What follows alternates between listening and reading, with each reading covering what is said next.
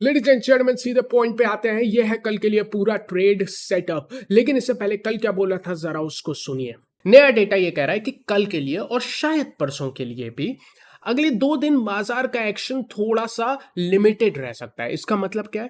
इसका मतलब है कि ऊपर के साइड ब्रेकआउट आने की संभावनाएं बहुत ही कम है। एक छोटी सी बेरिश एनगल्फिंग भी है और कल की डोजी को लो को ब्रेक करते हुए क्लोज दे रही है। तो ये चीज मुझे पर्सनली बिल्कुल पसंद नहीं आ रही है बैंक निफ्टी में। मुझे बिल्कुल पसंद नहीं है। अभी गिरावट नहीं हुई है लेकिन ये चीज अच्छी नहीं है, क्लोजिंग अच्छी नहीं है। 45,900 के लेवल को ब्रेक नहीं किया है, बट कर भी सकता है कल के सत्र में। कल ट्यूसडे भी है, अगर ब्रेक करना होगा तो कल करेगा ही।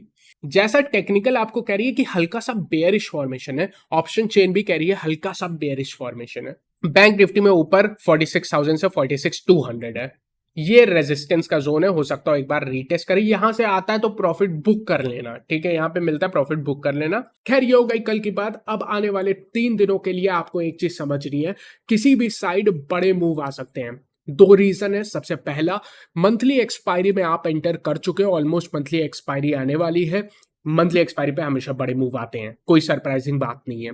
लेकिन उसके अलावा एक और बड़ा न्यूज इवेंट है जो कि इसको थोड़ा अनप्रिडिक्टेबल बना देता है। यूएस की जो आरबीआई है, यूएस की फेडरल रिजर्व, उसकी मीटिंग आज से शुरू होगी और जब हमारी मंथली एक्सपायरी है उस दिन इसका प्रभाव देखने को मिलेगा। ये इंटरेस्ट रेट पे डिसीजन लेंगे और सबको पता है बढ़ाएंगे। लेकिन बाजार जिस बेसिस पे मूव करेगा वो है उनके बयान। किस टाइप के बयान देते हैं? क्या बयानों में वो बात करते हैं कि आगे भी इंटरेस्ट रेट को बढ़ाया जाएगा? अगर ऐसा है तो स्टॉक मार्केट के लिए निगेटिव होगा, अगर ऐसा नहीं है तो पॉजिटिव होगा। तो बेसिकली आप समझ सकते हो पूरी तरह जो बाजार ड्रिवन होगा वो उनके बयान किस टाइप के आते हैं इसके बेसिस पे होगा। और ये चीज हम और आप एज अ रिटेलर्स प्रिडिक्ट नहीं कर पाएंगे। जैसे जैसे मीटिंग आगे बढ़ेगी हो सकता है कुछ बड़ी संस्थाओं को पता चले कि किस टाइप का डेटा आने वाला है, उनकी पोजीशन बनेगी, तो उससे एक अनुमान लगाने की कोशिश कर सकते हैं। बट फिलहाल हमें प्रिडिक्ट करना बहुत मुश्किल है। इसके अलावा अगर आप स्मार्ट ट्रेडर्स को देखोगे तो वो अपने प्रॉफिट को बुक कर रहे हैं या रिस्क को मैनेज कर रहे हैं। आज की आप ऑप्शन चेन देखोगे तो आपको काफी देखने को मिला है कि अगर एज अ ट्रेडर आप प्रॉफिट में भी हो तो भी अपनी पोजीशन को कट डाउन कर रहे हैं। रीजन क्या है? बड़े इवेंट के पहले कोई भी ओवरनाइट रिस्क लेके नहीं जाना चाहता तो प्रॉफिट बुक कर रहे हैं। उसके अलावा मैनेज रिस्क कर रहे हैं। अगर आप एफआईआई का डेटा देखोगे, लास्ट सेशन में हमने डिस्कस किया था कि पूरी तेजी जो है वो एफआईआई की वजह से ही हुई है। मैंने आपको मंथली बेसिस पे डेटा भी दिखाया था और बात कही थी ये बुलिश एक्शन के पीछे एफआईआई है। लेकिन क्योंकि एफआई के लिए ही सबसे बड़ा इवेंट है, उनके देश का ही इवेंट है, फेड का इवेंट, तो उस मेजर इवेंट के पहले ये लोग अपनी पोजीशन को मैनेज कर रहे हैं, यानी बुलिश पोजीशन को हेज करने की कोशिश कर रहे हैं। जब तक ये हेज करेंगे तब तक आपको किसी भी साइड ब्रेकआउट नहीं आना है, जो आज आपको देखने को मिला है। 24 तारीख तक का डेटा है और सेम चीज हमें देखने को मिली थी जिसकी चर्चा की थी। वॉलेटिलिटी इंडेक्स आज 10% गिर के आया, जो कि क्रेजी है। जनरली बड़े इवेंट के पहले वॉलेटिलिटी इंडेक्स बढ़ता है लेकिन यहां पे गिर के आया है। तो इससे हमें क्या सीखना है? देखो, कई ट्रेडर्स होते हैं जो कि मंथली एक्सपायरी या किसी भी एक्सपायरी के पास जैसे आप जाते हो, ऑप्शन बेच के ट्रेड करने की कोशिश करते हैं, चाहे आप बुलिश साइड बेचो चाहे आप बेरिश साइड पे बेचो, उससे मतलब नहीं है। क्योंकि वॉलेटिलिटी इंडेक्स इतना ज्यादा गिर चुका है तो प्रीमियम ऑप्शंस काफी सस्ते हो चुके होंगे, जिसकी वजह से ऑप्शन सेलिंग की कोई भी स्ट्रेटेजी या सिर्फ ऑप्शन सेलिंग करके ट्रेडिंग नहीं करनी चाहिए इस टाइप के बाजार में। यहां पे मैंने आपको रेंज भी लिख दी है, सारे स्ट्रेटेजीज और लेवल में आपको बताऊंगा। आइए डिटेल में चलते हैं। सबसे पहले अगर आप निफ्टी की कैंडल स्टिक पे ध्यान दोगे तो यहां पे एक रेड कैंडल का फॉर्मेशन है, इसके बारे में थोड़ी और चर्चा करूंगा, लेकिन पहले वॉल्यूम पे नजर डालो। देखो, अच्छे खासे वॉल्यूम पे आज फॉर्मेशन हुआ है, एवरेज से लगभग 1.25 टाइम्स के वॉल्यूम आज आपको देखने को मिले हैं। इस कैंडल के बारे में 2 पॉजिटिव बातें मैं आपसे करना चाहूंगा। सबसे पहले ये लोअर विक रिजेक्शन दिया है, कौन से लेवल से? ऑलमोस्ट सपोर्ट रेंज से दिया है, 19,600 के आसपास इसने सपोर्ट लिया और रेजिस्टेंस 19,700 पे लिया, जो कि पहला ही रेजिस्टेंस है। ध्यान रखिएगा, सबसे बड़ा रेजिस्टेंस नहीं है, ना ही आपके टेक्निकल पे। ऑप्शन चेन में जाओगे तो और क्लैरिटी आपको यहां पे देखने को मिलेगी। एक पॉजिटिव बात है विक रिजेक्शन सपोर्ट पे। दूसरी पॉजिटिव बात है कि कल की लो को ब्रेक नहीं किया, उससे थोड़ा सा ऊपर क्लोजिंग दी है, तो ये 2 अच्छे संकेत हैं और वो भी हायर वॉल्यूम पे। अगर मैं आपको 15 मिनट के टाइम फ्रेम पे यहां पे दिखाऊं तो अगेन आज मैंने आपके लिए एक ट्रेंड लाइन ड्रॉ कर दिया पिछले 3 दिन का ट्रेडिंग एक्शन को। अगर आप 15 मिनट में समराइज करना चाहोगे तो एक डाउन ट्रेंडिंग लाइन यहां पे आपके लिए लिए मैंने बना दिया, बिल्कुल क्लियर है। इसका पहला रेजिस्टेंस 19,700 पे है जो निकल भी सकता है। आइए कितनी संभावनाएं हैं इसको जानने के लिए ऑप्शन चेन पे चलते हैं। सबसे पहले सपोर्ट की बात कर लेते हैं। 19,500 19,550 ऑप्शन चेन में आपकी पहली और सबसे बड़ी सपोर्ट निकल के आ रही है। ये 50 पॉइंट की रेंज है, बहुत इंपॉर्टेंट है। वैसे है तो 100 पॉइंट की, 19,600 से स्टार्ट होता है। खैर 19,500 19,550 ऊपर रेजिस्टेंस, पहला रेजिस्टेंस 19,700 पे ही है। यहाँ पे 1 करोड़ से ज्यादा कॉन्ट्रैक्ट है, लेकिन ध्यान रखिएगा सबसे बड़ा रेजिस्टेंस ये नहीं है। और पिछले 3 दिन से बात कर रहा हूं, जब तक निफ्टी 19,825 के ऊपर जाके टिक नहीं जाता तब तक कोई बहुत बड़ा बुलिश एक्शन नहीं आना है। यहां पे R2 और स्टार लगा देता हूं, ये सबसे बड़ा रेजिस्टेंस है। 1 करोड़ से ज्यादा यहां पे भी कॉन्ट्रैक्ट है। निफ्टी की पुट कॉल रेशियो की चर्चा करूं तो 0.83 पे है, बेरिश साइड पे है, लेकिन इतनी भी बेरिश नहीं है कि इसकी वजह से कोई रिवर्सल आ जाए, ध्यान रखिएगा। एडवांस डिक्लाइन, निफ्टी में 50 कंपनी है, उसके अलावा मिड कैप स्मॉल कैप। अगर आप पूरा ब्रॉडर मार्केट देखोगे ना तो आज बिल्कुल बैलेंस एक्शन था। यहां पे एक शेयर जो गिर रहा था उसके सामने एक शेयर बढ़ रहा था, बिल्कुल बैलेंस था। और ये बैलेंस आपको निफ्टी 50 में भी देखने को मिला है, जहां पे 25 कंपनियां ऊपर थी और 25 कंपनियां ही नीचे थी। लास्ट में मैं आपको एक बार वॉलिटिलिटी इंडेक्स के दर्शन करवा ही देता हूं। इंडिया विक्स लगभग 10% 12% गिर के आया है और 10.6 की जो लोअर रेंज थी उसको ब्रेक करने का प्रयास किया और पहले ही 15 मिनट में ब्रेक किया था। सरप्राइजिंग है। आइए बैंक निफ्टी पे आते हैं।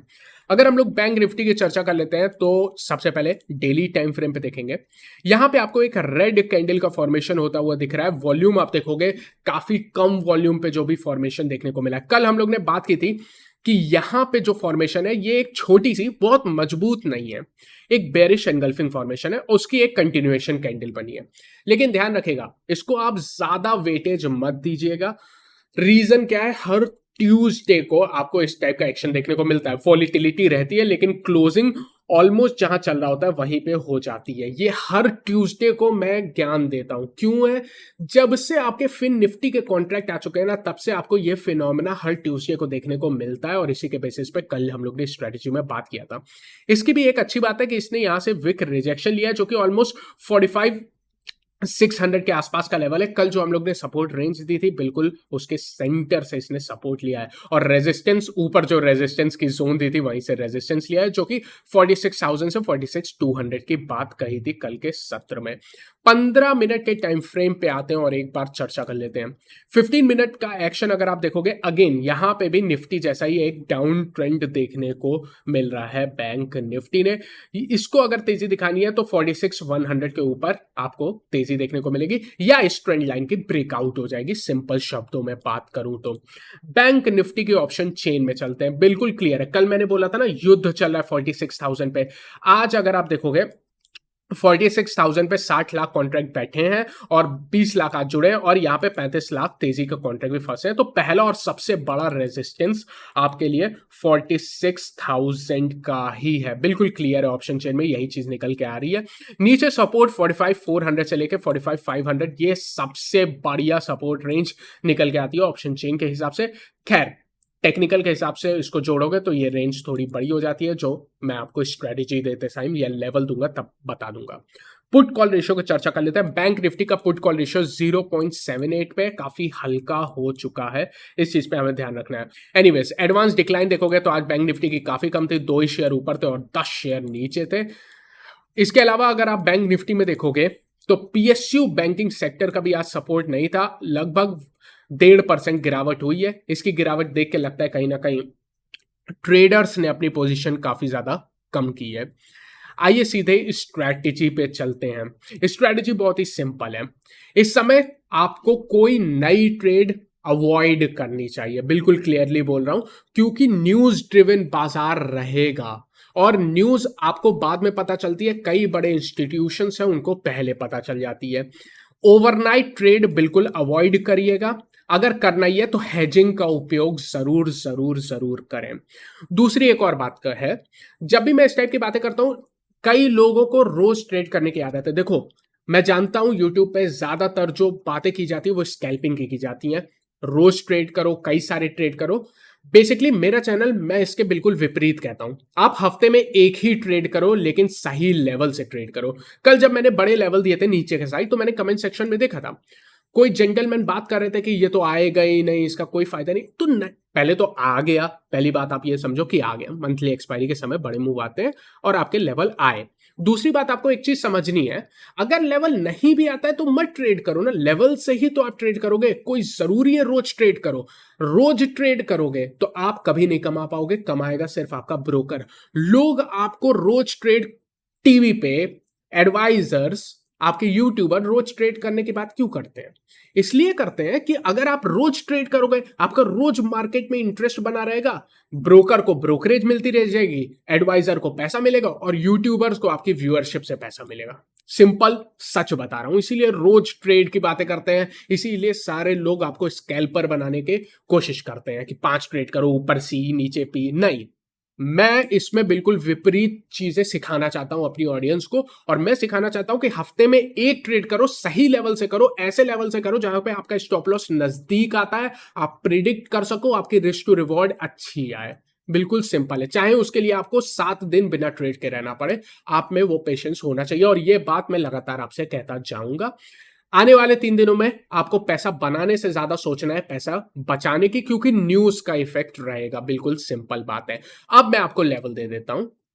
सबसे पहले निफ्टी में नीचे सपोर्ट 19,550, 19,500 यहां पे आता है तो आपको एक बार बुलिश एक्शन कर सकते हो, कोई चिंता नहीं है, क्योंकि यहां पे स्टॉप लॉस बहुत नजदीक निकल के आती है 19,475। इसीलिए कई लोग कहेंगे ये लेवल नहीं आएगा, तो नहीं आएगा तो नहीं ट्रेड करेंगे ना भाई। बड़े न्यूज इवेंट के पहले जरूरी थोड़ी है हर लेवल पे मैं पोजीशन बनाऊं। पोजीशन आपको एक बार बनानी है, ट्रेड आपको लंबी कैरी करनी है। इस टाइप से हमें सोचना है। नहीं आएगा तो नहीं ट्रेड करेंगे, इतना पेशेंस रखना है। क्रिकेटर को भी देखोगे ना, हर बॉल पे चौका नहीं मारता है, कुछ बॉल आपको बाउंसर आती है, उसको छोड़ना पड़ता है। तो एज अ ट्रेडर हमें सीखना है छोड़ने का, ये चीज आप समझो। माइंड सेट में थोड़ा बदलाव लाना पड़ेगा, क्योंकि जो दूसरी तरफ से इंफॉर्मेशन आ रही है वो थोड़ी सी मतलब सही नहीं है रिटेलर्स के लिए, मेरा ये मानना है। इसके अलावा रेजिस्टेंस, पहला रेजिस्टेंस 19,700 का है, बड़ा नहीं है, निकल भी सकता है, लेकिन पहला रेजिस्टेंस है। 19,800 सबसे बड़ा रेजिस्टेंस है। अगर आप 19,825 के ऊपर जाके क्लोजिंग दे देते हो तो आप बुलिश एक्शन में वापस आ जाओगे, बिल्कुल क्लियर है, पहले से बता रहा हूं। बैंक निफ्टी नीचे सपोर्ट 45,700 से शुरू होता है, 45,500 की कल भी ये रेंज दी थी। अगर आप देखोगे नॉर्मली, अगर आप रोज देखते हो, आपको देखने को मिलेगा कल और आज में कोई लेवल में बदलाव नहीं है। क्यों ही होगा? क्योंकि कोई एक्शन में बदलाव हुआ ही नहीं है। तो अगेन सपोर्ट 45,700 से लेकर 45,500 की है, क्योंकि 15 का लॉट है तो किस्तों में खरीदने की बात कही थी। यहां पे स्टॉप लॉस जो बन के आती है 45,430 की बन के आती है। ऊपर रेजिस्टेंस 46,000 पे सबसे बड़ा रेजिस्टेंस है, लेकिन इंट्राडे में 46,200 तक जा सकता है। ये कल भी बात कही थी, अगेन सेम चीज है, कोई बदलाव नहीं है। आपको ये चीज ध्यान रखनी है, ओवरनाइट पोजीशन और हेजिंग का उपयोग जरूर करना है। कल आप लोग ने काफी ज्यादा लाइक बटन को हिट किया था, यूट्यूब का एल्गोरिदम खुश हुआ। मैं चाहता हूं कि आप फिर से लाइक बटन को दबाइए। उससे क्या होगा, एल्गोरिदम काफी खुश हो जाएगा। आपको भी कोई एक्स्ट्रा मेहनत नहीं है, कर्सर ऐसे हिलाना है, क्लिक कर देना है। उम्मीद करता हूं ये एनालिसिस आपको पसंद आया है। ये सारी एनालिसिस, ये सारी डिटेल्स आपके वजह से ही पॉसिबल है। Thank you so much for always being there. I will see you again tomorrow.